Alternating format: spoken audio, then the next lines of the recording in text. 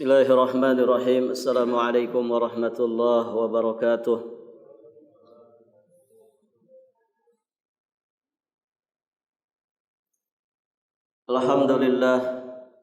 Alhamdulillahi rabbil alamin. Wa bihi nasta'inu ala umuri dunya waddin. Wassalatu wassalamu ala asyrafil anbiya wa imamil mursalin Nabiyyina Muhammadin alaihi afdalus salati wa atammut taslim wa ala alihi wa ashabihi ajma'in wa sallama tasliman mazidan ila yaumiddin thumma amma ba'd fa Allahumma inna nas'aluka ilman nafi'an wa rizqan tayyiban wa amalan mutaqabbala Allahumma 'allimna ma yanfa'una wanfa'na bima 'allamtana wa zidna ilman. Para hadirin jamaah salat zuhur rahimani wa rahimakumullah. Alhamdulillah pada kesempatan ini kita akan melanjutkan pembahasan kita masih di pembahasan qiyamul lail atau salatul lail. Di sini ada beberapa poin yang diingatkan oleh para ulama berkaitan dengan qiyam di bulan Ramadan. Qiyam Ramadan para jamaah disyariatkan dikerjakan secara berjamaah. Kita menyebutnya dengan istilah salatul tarawih. Dari Ibunda Aisyah radhiyallahu taala anha, anna Rasulullah sallallahu alaihi wasallam shalla dzata lailatin fil masjid. Fa shalla bi salatihi nasun thumma shalla minal qabilati فكثر الناس ثم اجتمعوا من الليلة الثالثة أو الرابعة فلم يخرج إليهم رسول الله صلى الله عليه وسلم فلما أصبح قال قد رأيت الذي صنعتم ولم يمنعني من الخروج إليكم إلا أني خشيت أن تفرض عليكم وذلك في رمضان. Rasulullah Shallallahu Alaihi Wasallam pada suatu malam salat di masjid. Lalu banyak para sahabat yang mengikuti salatnya beliau ini. Kemudian pada malam kedua beliau salat lagi. Dan para sahabat semakin banyak lagi yang mengikutinya. Kemudian pada malam ketiga atau keempat para sahabat sudah berkumpul di masjid. Mereka ingin mengikuti lagi salatnya Rasulullah sallallahu alaihi wasallam. Namun ternyata Rasulullah tidak keluar menemui mereka di masjid. Maka tatkala waktu subuh tiba, Nabi kemudian bersabda kepada para sahabat. Kata Nabi, "Sungguh aku mengetahui apa yang kalian lakukan." Kata Nabi, tidak ada satupun yang menghalangiku untuk keluar salat bersama kalian, melainkan aku khawatir salat ini difardukan. Aku khawatir salat ini diwajibkan atas kalian. Dan ini kata Ibunda Aisyah terjadinya pada bulan Ramadan. Baik, para jamaah yang dirahmati Allah. Nah, di sini sesungguhnya sedang menjelaskan tentang sunnahnya qiyam di malam bulan Ramadan dan sunnahnya dikerjakan secara berjamaah. Namun sempat ditinggalkan oleh Nabi Shallallahu Alaihi Wasallam karena beliau khawatir salat tarawih ini dijadikan wajib, dianggap wajib oleh para sahabat Nabi Shallallahu Alaihi wasallam. Baik, para jamaah yang dirahmati Allah. Maka dari sini kita memahami asal dari salat di malam hari bulan Ramadan itu dikerjakan secara berjamaah. Kemudian ada riwayat dari Abdurrahman bin Abdul Qari annahu qala kharajtu ma'a Umar bin Al-Khattab lailatan fi Ramadan ila al-masjid. Dari Abdurrahman bin Abdul Qari, beliau berkata, pada satu malam di bulan Ramadan aku pernah keluar pergi bersama Umar ibnul Khattab radhiyallahu taala anhu ke masjid. Ternyata orang-orang terbagi menjadi beberapa kelompok, yakni ada yang salatnya sendirian, ada lagi orang yang salatnya diikuti oleh beberapa orang. Di masjid itu jadi beberapa kelompok. Maka kemudian Umar ibnul Khattab radhiyallahu taala anhu beliau bersabda, "Inni ara law jama'tu haula ala qari'in wahid lakana amsal." Kata Umar, aku berpikir kalau aku kumpulkan orang-orang ini di bawah satu qari, maksudnya di bawah satu imam, tentu itu lebih pantas, lebih baik. Kemudian beliau bertekad mengumpulkan mereka dan diangkatlah Ubay bin Ka'ab sebagai imam mereka. Kemudian aku keluar lagi bersamanya, ya kata Abdurrahman bin Abdul Qari. Aku keluar lagi bersamanya pada malam berikutnya. Di waktu itu orang sedang sholat di bawah satu imam.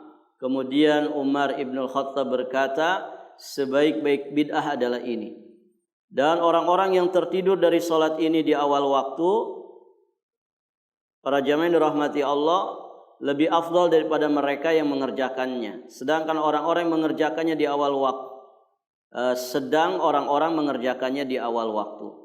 Taib, para jamaah yang dirahmati Allah, jadi ini sesuatu yang sudah ada pada masa Nabi SAW, yakni salat di malam hari berjamaah pada waktu bulan Ramadan, yang kemudian ini sampai terhenti dan dihidupkan kembali oleh sahabat yang mulia Umar ibnul Khattab radhiyallahu taala anhu. Baik, maka riwayat ini juga menunjukkan ya asal daripada salat malam di bulan Ramadan adalah berjamaah. Berikutnya, pada selain bulan Ramadan dianjurkan mengerjakan qiyamul lail bersama dengan keluarganya. Di luar bulan Ramadan, ya selayaknya seorang suami membangunkan istrinya, orang tua membangunkan anaknya untuk sama-sama mengisi ya malam hari dengan ibadah kepada Allah Subhanahu wa taala. Ada riwayat dari Abi Sa'id, beliau berkata, Rasulullah sallallahu alaihi wasallam bersabda, "Idza ayqadha ar-rajul ahlahu minal lail fasallaya aw shalla rak'ataini jami'an kutiba minadz-dzakirina Allah katsira wadz-dzakirat." Apabila seorang suami membangunkan keluarganya di malam hari, lalu mereka berdua salat atau salat 2 rakaat dengan berjamaah, niscaya dituliskan mereka ke dalam golongan laki-laki dan perempuan yang banyak berzikir, tekun berzikir kepada Allah Subhanahu wa taala. Dan Masya Allah, para jamaah, kalau kita baca kisahnya orang-orang saleh terdahulu, ya sebagian mereka betul-betul serius ya di dalam mengajak keluarganya beribadah salat di malam hari sebelum datangnya waktu salat subuh. Ya dikisahkan ya seorang salafun saleh bangun di awal sepertiga malam terakhir. Setelah itu salat, kemudian beliau membangunkan istrinya, ya, dan istrinya juga salat di pertengahan sepertiga terakhir. Kemudian ibunya ini, istrinya ini membangunkan anak-anaknya. Maka di sepertiga malam terakhir yang terakhir menjelang waktu subuh, anak-anaknya pun salat, sehingga waktu malam itu terisi, ya, termakmurkan oleh anggota masing-masing anggota keluarga dengan sholatul lail. Taib, para jamaah yang dirahmati Allah. Berikutnya mengqadha qiyamul lail. Bagi yang biasa melakukan salat tahajud atau salat di malam hari, kemudian suatu ketika ya terlewatkan, maka boleh baginya mengqadhanya di waktu duha. Ada riwayat dari Aisyah radhiyallahu taala anha, beliau berkata, "Kana Rasulullah sallallahu alaihi wasallam kana idza fatathu shalah minal lail min waja'in aw ghairihi shalla minan nahari 12 raka'atan." Rasulullah apabila tidak salat malam karena sakit atau uzur yang lainnya, beliau salat 12 rakaat di siang hari. beliau salat 12 rakaat di siang hari. Tentu ini juga tergantung kepada kebiasaan. Karena Nabi biasa 11 rakaat di malam harinya, maka ketika diqadha digenapkan. Diqadha di waktu duha digenapkan menjadi 12 rakaat. Demikian. Kalau kita biasa 7 rakaat dengan witirnya, maka berarti mengqadhanya 8 rakaat. Kalau biasa 9 berarti mengqadhanya 10 dan demikian seterusnya. Jadi digenapkan dengan 1 rakaat. Kemudian juga ada riwayat dari Umar ibn al-Khattab radhiyallahu taala anhu. Rasulullah sallallahu alaihi wasallam bersabda, barang siapa yang lupa dari wiridnya di malam hari, man nama an hizbihi, siapa yang tertidur terlewatkan dari hizib. Ya, hizib itu amalan rutin yang biasa dikerjakan. Siapa yang terluput dari wiridnya atau hizibnya di malam hari, au an syai'in minhu, atau sebagian darinya, faqara'ahu fi ma baina salatil fajri wa salatiz zuhri kutiba lahu ka'annama qara'ahu minal lail. Kemudian yang terlewat dari hizibnya ini, dia melakukannya antara salat subuh dan salat zuhur. Jadi di waktu duha, maka ditulislah pahala baginya seolah-olah dia membacanya di malam hari sebagaimana kebiasaan. Jadi Masya Allah, kalau orang misalkan menjelang subuh, ya biasa dengan bacaan Qur'annya, mungkin 1/4 juz atau setengah juz, ternyata terlewatkan karena uzur tertentu. Nah, ketika dia kemudian menggantinya, membacanya di waktu antara subuh dan zuhur, tepatnya di waktu duha, maka dia mendapatkan pahala bacaan tersebut ya sebagaimana yang biasa dia kerjakan di malam hari. Taib. Terus apa? Istimewanya apa memang? Antara qadha siang dengan pelaksanaan di malam hari. Apa bedanya, ikhwan? Ya, para ulama menjelaskan. Amalan di malam hari itu lebih utama ketimbang amalan di siang hari. Jadi kalau kita punya bacaan Quran di malam hari, punya sholat di malam hari, ya itu lebih utama ketimbang kita mengerjakannya di siang hari. Nah itu para jamaah. Jadi orang yang punya hizab kemudian terluputkan karena uzur tertentu, dia menggantinya di siang hari, menggantinya di waktu duha antara subuh dan zuhur, maka catatan pahalanya ya sebagaimana kebiasaannya. Tetap dicatat dia membaca ya hizibnya itu adalah di malam hari karena memang kebiasaannya di malam hari. Dan demikian para jamaah yang dirahmati Allah, ini pentingnya membiasakan kebaikan dalam keseharian kita. Di saat kita terluputkan dari kebaikan itu karena uzur tertentu yang menghalangi kita, insya Allah ya kita itu akan mendapatkan pahala yang sama sebagaimana kebiasaan. Maka ini bermanfaat untuk masa sehat. Ya, kalau orang di masa sehat dia punya kebaikan-kebaikan yang dia rutinkan, dia biasakan. Ya, tentu di luar dari yang wajib.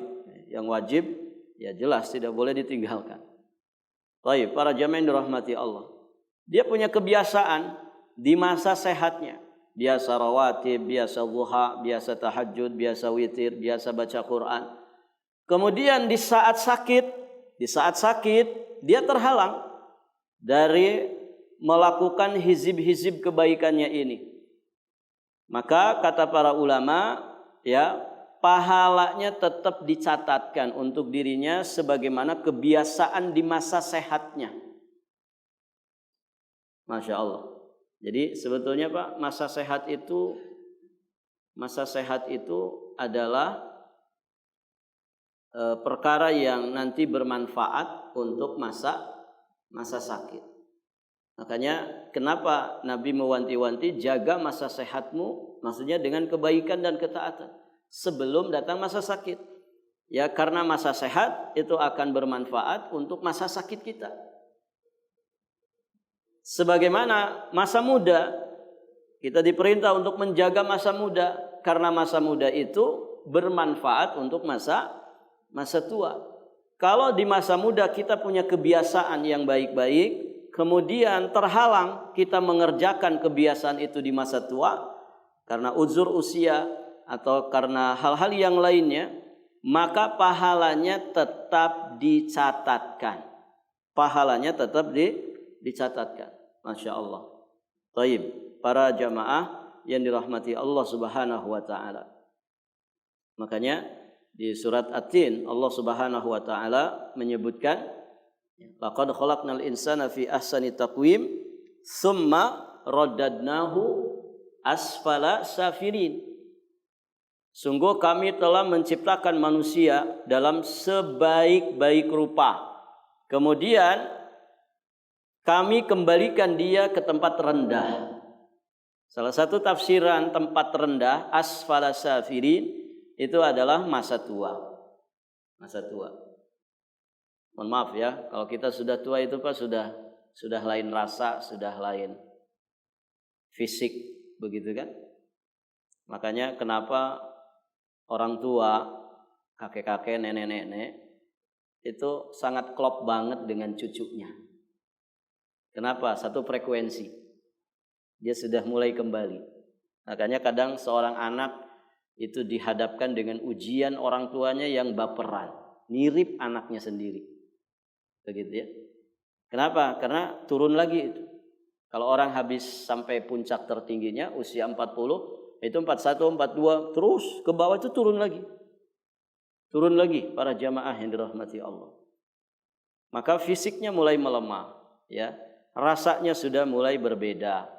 Ya, perasaannya sudah mulai berbeda dan terus seperti itu. Sampai nanti kematiannya. Baik, para jamaah yang dirahmati Allah. Nah, masa muda, masa akil balik sampai usia 40 ini yang harus dimaksimalkan. Karena ini nanti yang manfaat untuk masa tua. Ya. Jadi memulai itu jangan di masa tua. Repot kalau baru memulai di masa tua. Nantilah fokus ibadah mah kalau sudah pensiun. Begitu ya. Iya, kalau usia kita sampai pensiun. Iya, kalau kemudian kita di masa pensiun masih hidup, apakah masih seseger di saat kita masih muda? Dan begitu. Justru numpuk pahala, merintis kebaikan, kebiasaan yang baik itu dari masa muda, ya. Persiapkan segala sesuatunya untuk menghadapi masa tua. Konsep ini sebetulnya dipahami bahwa masa tua itu harus dipersiapkan. Masya Allah. Ada banyak orang nabung, invest ini, invest itu, katanya untuk bekal masa tua. Yang ternyata kaitannya hanya dengan seputar materi dunia. Dia lupa bahwasannya pahala kebaikan ini juga harus kita tabung. Dari semenjak kapan? Dari semenjak kita masih muda. Kita tidak pernah tahu apa yang terjadi di masa tua nanti. Apakah masih sesehat saat ini ataukah tidak. Maka masa tua harus dipersiapkan. Mempersiapkan masa tua yang paling penting adalah ini. Bagaimana kita merintis kebiasaan-kebiasaan baik, melelah letihkan ya jiwa raga kita demi taat kepada Allah, demi kebaikan. Untuk apa? Nanti di masa tua itu jadi saham kita, ya, jadi amal jariah kita. Walaupun kita misalkan sudah tidak sehebat di masa muda dalam beramal soleh, tidak seketat ya di saat kita di masa muda, maka pahalanya tetap dicatatkan. Jadi tsumma raddadnahu asfala safilin. Setelah disempurnakan penciptaannya, manusia akan turun lagi ke bawah, ke tempat rendah, yakni usia tua. Nah, Allah kemudian menyampaikan, ini kabar gembiranya. Illal ladzina amanu, kecuali orang-orang yang beriman, wa amilus salihat, dan orang-orang yang beramal saleh, falahum ajrun ghairu mamnun. Maka bagi mereka pahala yang tidak pernah terputus. Begitu. Jadi masa muda yang dimanfaatkan dengan kebiasaan baik, masa sehat yang dimanfaatkan dengan kebiasaan baik, itu akan bermanfaat di masa tua yang kebanyakannya ya di masa tua orang sudah berpenyakit. Taib, para jamaah yang dirahmati Allah. Ya tentu tidak kita harapkan ya masa tua itu penyakitan. Ya semua juga tidak ada yang berharap seperti itu. Namun fakta di lapangan ya begitu keadaannya. Ya walaupun misalkan tidak sakit-sakitan tapi jelas ya sudah mulai berbeda fisiknya dengan fisiknya anak-anak muda. Baik para jamaah. Ada yang tidak pernah mengalami masa tua. Apa namanya, Pak? Kata Nabi yang itu tuh nggak pernah mengalami masa tua. Apa itu? Jadi fisik akan tua, tapi yang satu itu tuh nggak pernah tua. Walaupun orangnya sudah tua. Apa? Ambisi kepada harta. Ambisi kepada dunia itu yang tidak pernah mengalami tua. Walaupun orangnya sudah tua renta. Ya, dia selalu muda, selalu fresh dan selalu diinginkan. Yang kedua, hidup. Keinginan hidup itu enggak pernah mengalami masa tua. Begitu ya. Artinya dia selalu menginginkan yang namanya kehidupan. Nah, dua perkara ini yang tidak pernah mengalami masa tua. Artinya apa? Ya berhati-hati. Ya berhati-hati. Ya, kadang orang itu sudah tua tapi ambisinya ambisi anak muda. Artinya tidak, ya bahasa kasarnya enggak tahu diri. Tidak ngaca diri, tidak tahu diri. Barakallahu fiikum. Baik, para jamaah dirahmati Allah. Jadi orang-orang yang beriman, orang-orang yang beramal soleh, ya di masa mudanya, di masa sehatnya, itulah yang pahalanya tidak terputus. Walaupun mungkin dia terhalang melakukan amal kebiasaannya itu karena uzur-uzur tertentu, tapi pahalanya enggak diputus sama Allah. Masya Allah, para jamaah dirahmati Allah. Nah itulah kasih sayang Allah. Kasih sayang Allah kepada umat ini. Dan sudah dijelaskan oleh syariat. Jaga masa sehat, jaga masa hidup, jaga masa muda sebelum datang lawannya. Berikutnya makruh meninggalkan qiyamul lail bagi orang yang sudah terbiasa mengerjakannya. Orang yang sudah punya kebiasaan baik, sholat di malam hari, witir dan juga amal-amal yang lainnya, ketika kemudian ditinggalkan maka hukumnya makruh. Walaupun dia tidak sedang meninggalkan yang wajib, karena qiyamul lail itu sunnah muakkadah. Namun dimakruhkan. Kenapa? Karena dia sudah punya kebiasaan yang baik, kemudian kebiasaan baiknya ini ditinggalkan. Di dalam riwayat dari Abdullah bin Amr bin As radhiyallahu taala anhu, beliau berkata, qala li Rasulullah sallallahu alaihi wasallam. Nabi sallallahu alaihi wasallam pernah bersabda kepadaku, "Ya Abdullah, la takun mithla fulan." Wahai Abdullah, janganlah engkau seperti si fulan. Kenapa si fulan ini? Kana yaqumul lail fataraka qiyamal lail. Dulu dia itu rajin salat malam. Dulu dia punya kebiasaan baik salat di malam hari, fataraka qiyamal lail. Adapun sekarang dia tinggalkan kebiasaan baiknya itu.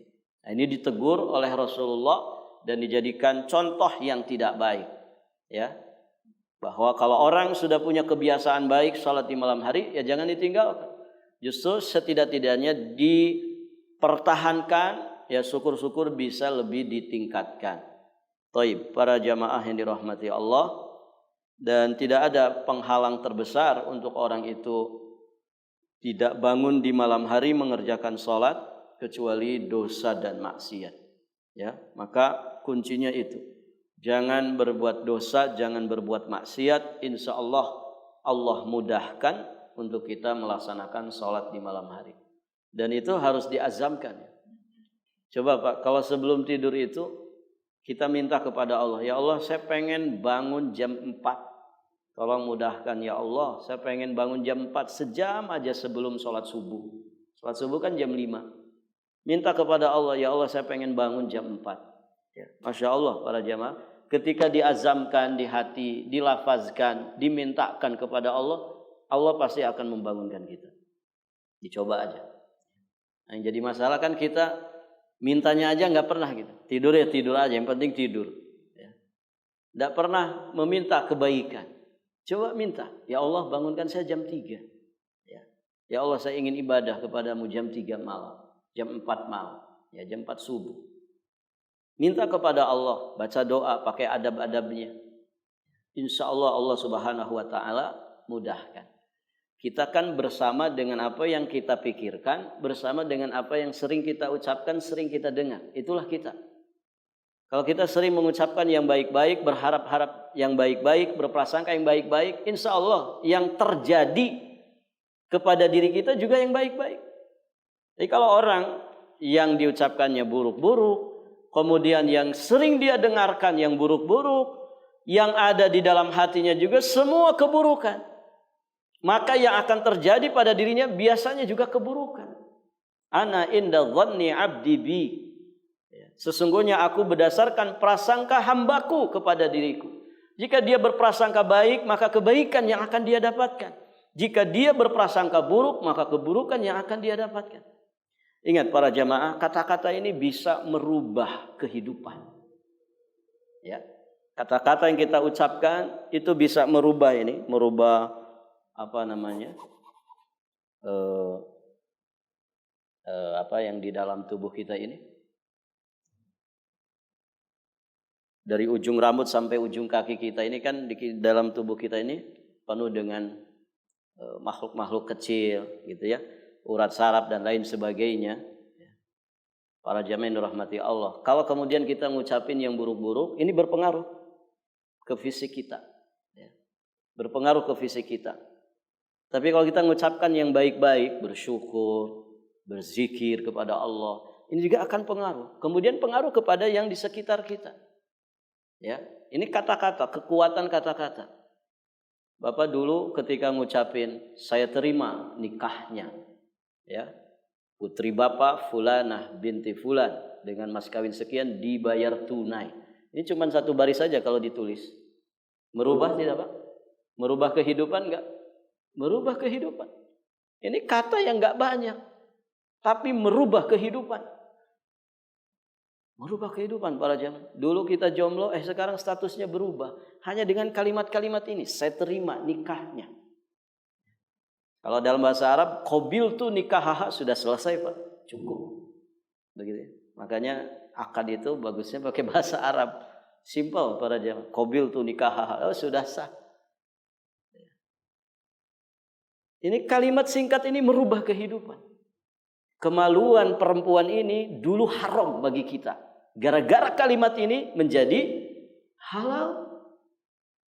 Menjadi halal. Kehormatannya para jamaah yang dirahmati Allah, auratnya dulu haram bagi kita untuk melihatnya. Apalagi merabanya. Sekarang gara-gara kalimat ini berubah. Artinya kata-kata ini luar biasa para jamaah. Coba ini nih kayak lagi hujan kayak gini. Males saya. Kayaknya enaknya tidur. Nih kita ngucapin kalimat males. Ada nggak orang mengucapkan kalimat males dengan semangat? Tidak ada. Pasti dengan tertunduk lesu, bahunya diturunkan, malas ya. Begitu. Tapi coba, semangat saya. Semangat. Berubah ini. Ya. Berubah. Hormon-hormon di tubuh kita juga berubah. Semangat. Nah itu para jamaah. Jadi pantas Nabi itu mengatakan, kul khairan. Ucapkan yang baik-baik saja. Kalau nggak bisa, diem. Kana yu'jibuhul fa'al. Nabi itu, ya, beliau dibuat takjub dengan yang namanya fa'al. Apa itu fa'al? Al-kalimatut thayyibah. Kata-kata yang positif, kata-kata yang baik. Kayaknya sulit. Sulit beneran, Pak. Sulit beneran. Kalau orang ngucapin, kayaknya sulit. Sulit betulan. Coba kalau kita katakan, ya Allah mudahkan urusan saya. Insya Allah, apa yang susah bagi Allah, semuanya akan mudah bagi Allah. Nah itu para jamaah yang dirahmati Allah. Jadi coba ya minta kepada Allah supaya Allah itu bangunkan kita di malam hari. Ya Allah bangunkan saya di malam hari ya Allah. Baca doanya pakai adabnya, minta kepada Allah Subhanahu wa taala. Kemudian ucapkan kalimat-kalimat yang baik. Insya Allah saya bisa bangun. Insya Allah saya bisa bangun. Nah demikian. Allahu a'lam bissawab. Taib, sampai di sini pelajaran kita. Insya Allah nanti di kesempatan berikutnya kita akan bahas salat tatawwu yang lainnya, yakni salat duha. Ada beberapa poin nanti tentang salat duha. Kemudian berikutnya salat tahur atau salat ba'dal wudu. Sebagian menyebutnya dengan salat syukrul wudu. Nanti ada salat istikharah dan salat-salat sunnah yang lainnya. Baik. Sampai di sini, jika ada pertanyaan sebelum ditutup dipersilahkan. Baik, jika tidak ada, alhamdulillah kita cukupkan sampai di sini dan kita tutup dengan doa kafaratul majlis. Subhanakallahumma bihamdik asyhadu an la ilaha illa anta astaghfiruka wa atubu ilaik. Hadanallahu wa iyyakum ajma'in. Wallahul muwaffiq ila aqwamit thoriq. Al-'afwu minkum. Wassalamu alaikum warahmatullahi wabarakatuh.